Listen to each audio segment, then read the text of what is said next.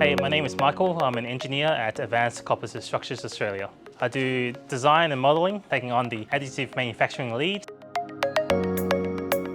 We have here a 3D printer. It's capable of printing your basic materials, PLA, ABS, up to the more high quality and more high performance materials such as the carbon nylon, polycarbonate. We can use that for fast prototyping.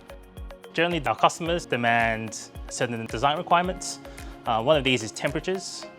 Things like carbon nylon, which has much higher temperature capabilities and also higher strength requirements. We've got one on the printer at the moment. It's ABS. It's readily available on the market and it's cost effective.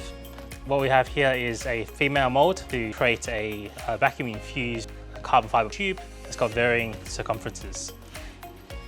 We were able to quickly prototype something and trial out an idea, which would normally take 2 weeks of lead time, but we were able to do that in a day or two. Here at ACS Australia, we have a dedicated team that takes on a range of projects, making and designing complex parts using our additive manufacturing capability to help bring down the costs for our customers.